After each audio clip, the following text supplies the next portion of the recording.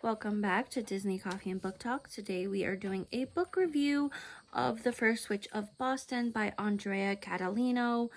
So I just want to make this very clear. I did originally get this as an ARC read on NetGalley, and then I saw the audio version on Audible.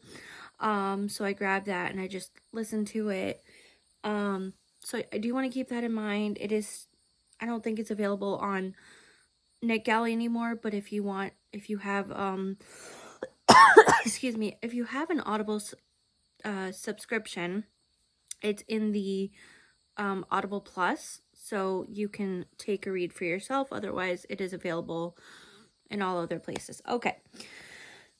You know what? Before I get in to this, let me give some trigger warnings, because the author did not give trigger warnings, and I think with some of the things that is discussed in this book really needed it. So my trigger warnings are rape, child loss, infertility, and if you know that I talk about adoption, there is a very little small amount of adoption in this, more from the birth mother's perspective. I don't want to give too much away until later, so keep that in mind. I will be giving spoilers in this, but that's going to be more towards, I'll tell you when I'm giving a spoiler, okay, towards the end. So first of all, this book really interested me because I had recently gone to Salem. It was like the second week of August.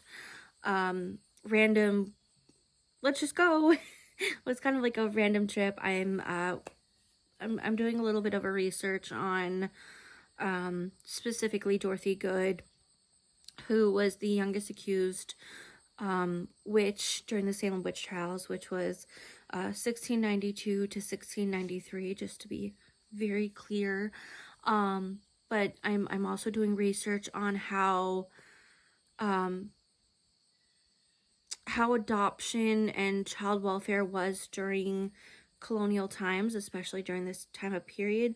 So that kind of does come into play a little bit. Anyway, that's why it interested me. I was like, oh, like, it's spooky season. I was just in Salem. This is about witches. It's historical fiction. Something that would be right up my alley anyway. So I grabbed the book.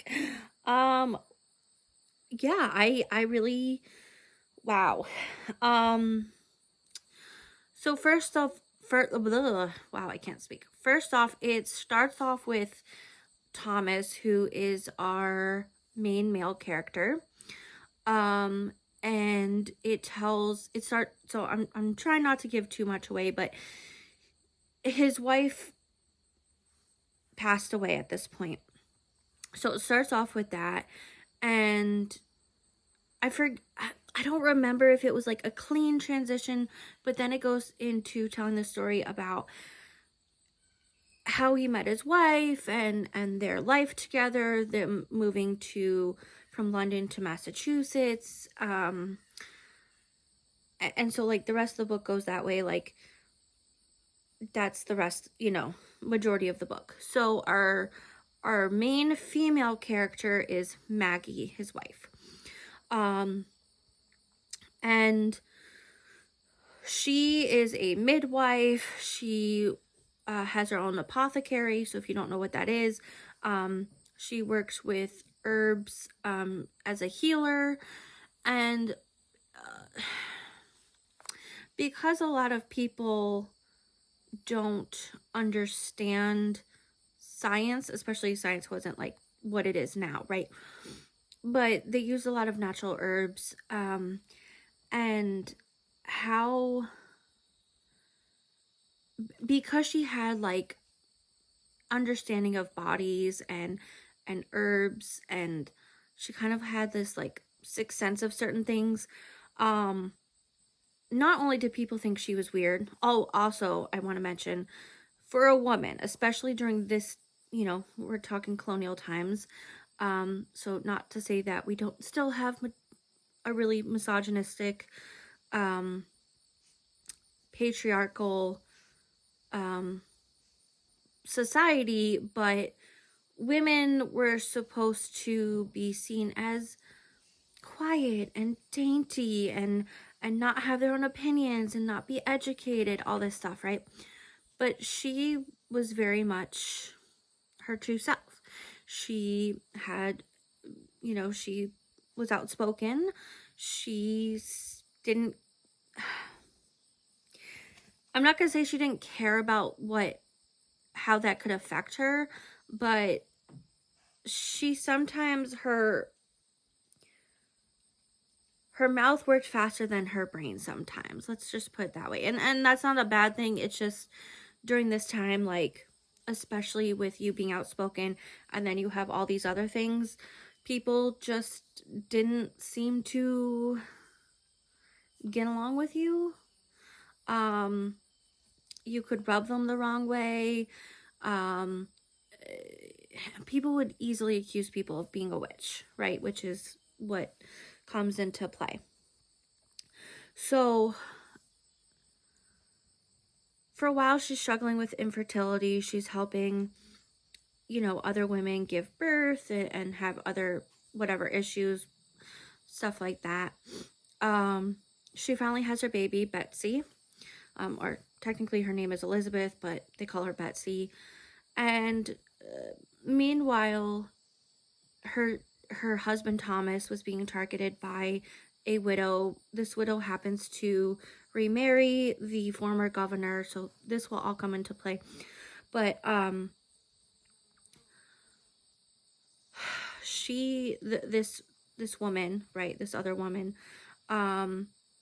is trying to seduce Thomas and saying kind of horrible things about Maggie and the babe, and also uses ointments and other things, but more on the darker side.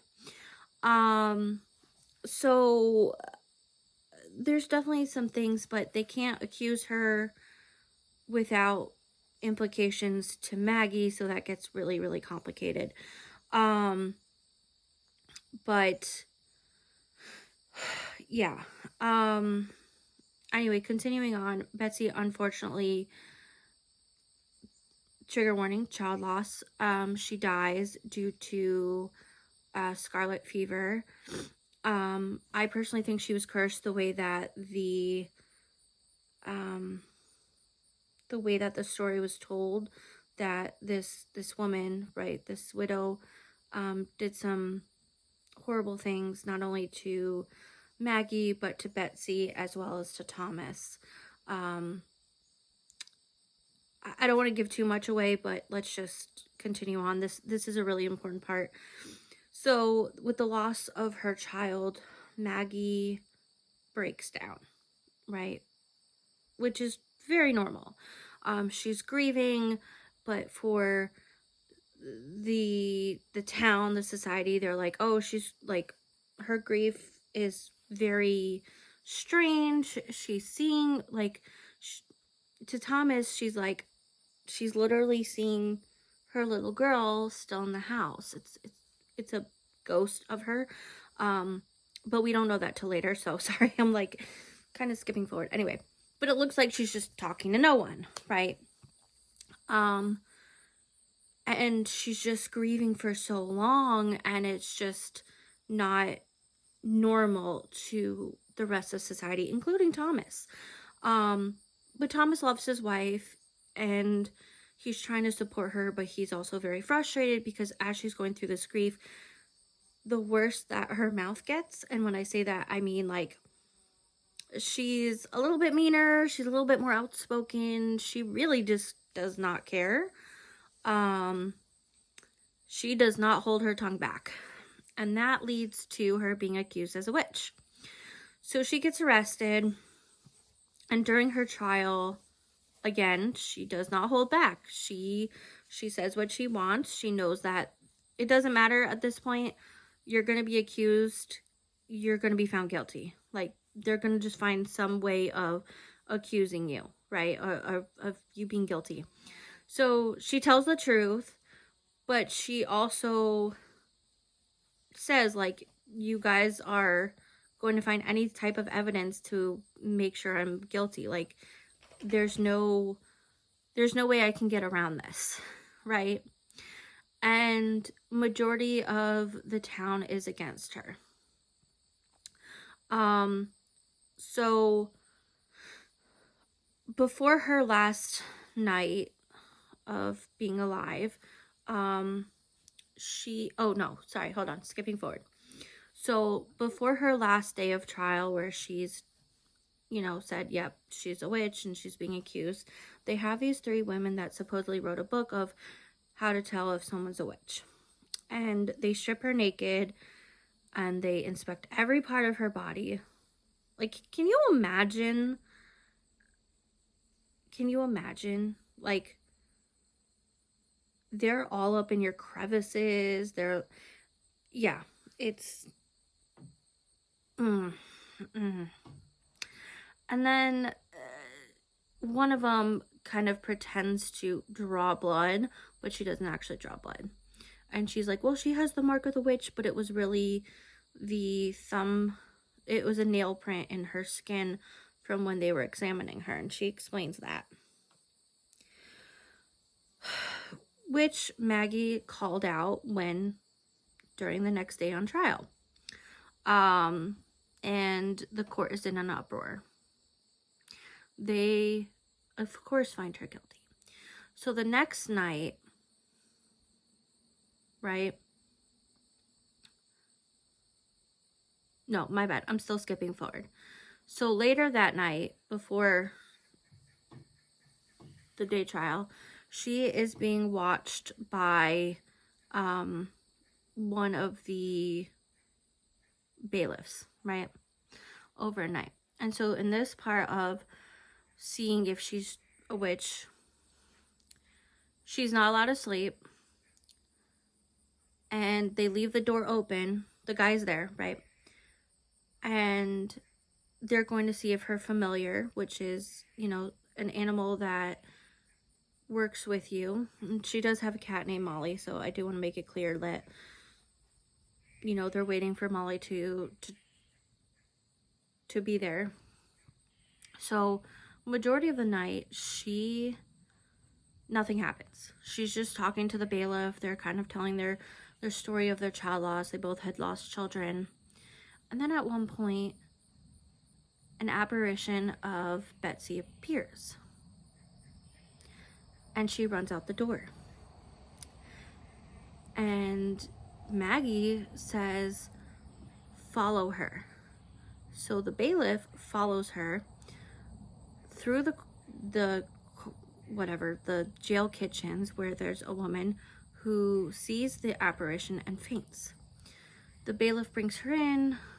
Maggie helps her. Apparently this woman has like genetic family issue, and Maggie can tell. She helped save the woman.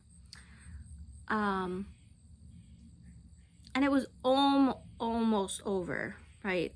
The overnight, like the sun was about to rise. And then appears her cat, Molly.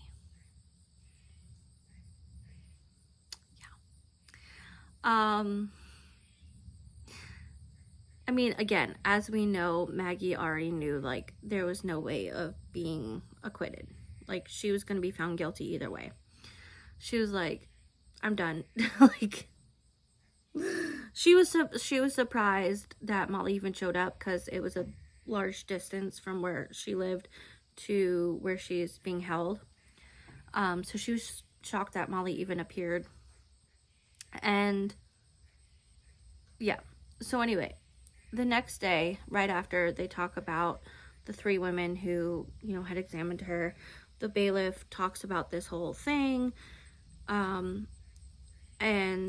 Maggie also tells the story, and of course, they're gonna execute her.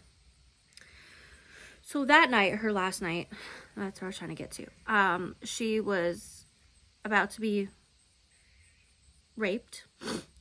When a different bailiff had come in and stopped it, he saw that what was about to happen and stopped it.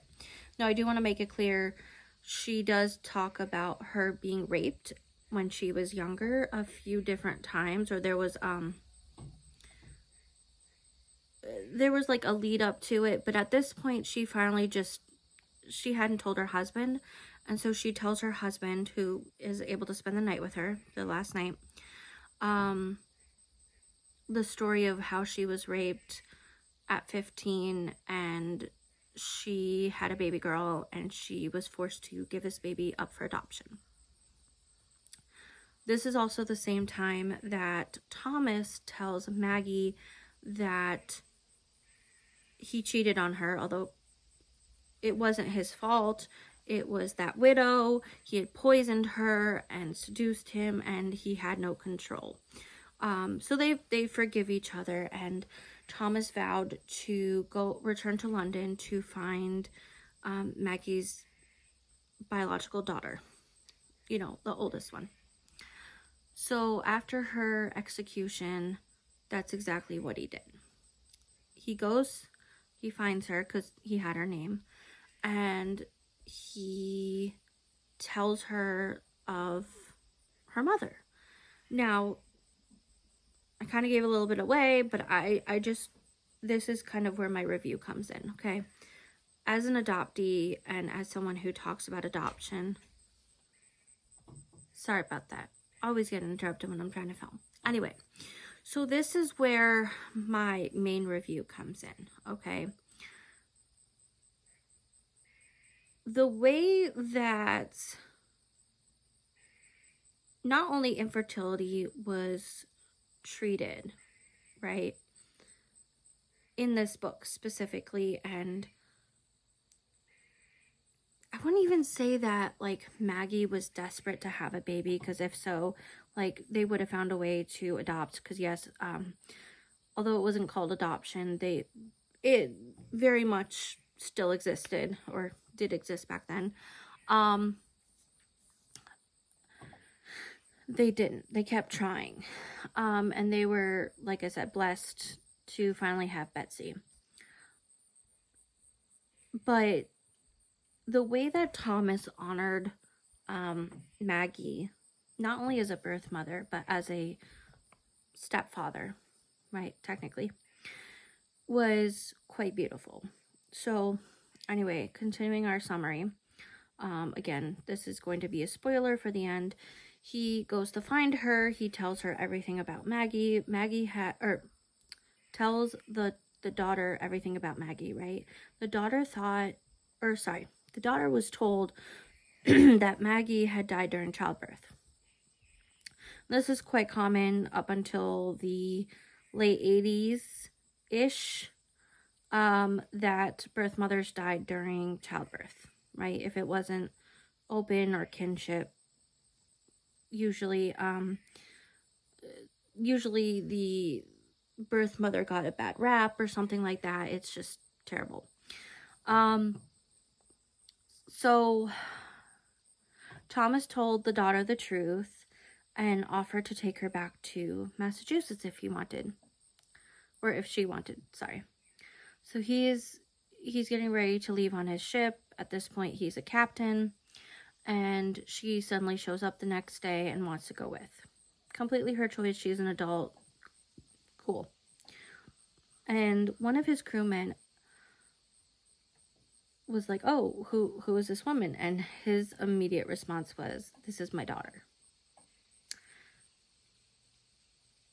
And even though we've had other themes and it's pretty dark of what happened, and it's a very serious, you know, fairly accurate account of what certain women had, you know, and some men had gone through during that time, I couldn't help but smile, because this was probably one of the sweetest endings you could possibly have, right?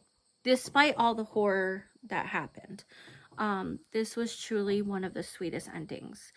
And I really thought that the way that, well, yes, there was some birth mom trauma, you didn't exactly see it, but she was dealing with secondhand infertility, and that happens quite a lot. But also, I want to make it clear that the way that she felt the need to hide what happened to her, not just the rape, but her having to give up her child because of shame, is very common, right? Not just then, but now too. So I really appreciated that. I really appreciated that, even though, you know, we have all these accusations being thrown out, that Maggie was herself through and through. You know, she didn't falter for anyone. This was who she was, and she stood by it. She knew the chances, and Thomas loved her no matter what. And I thought that was such a beautiful story. So I definitely recommend it if you're into witchy things. It is historical fiction. Again, this is stuff that very much happens or happened, right, of the time.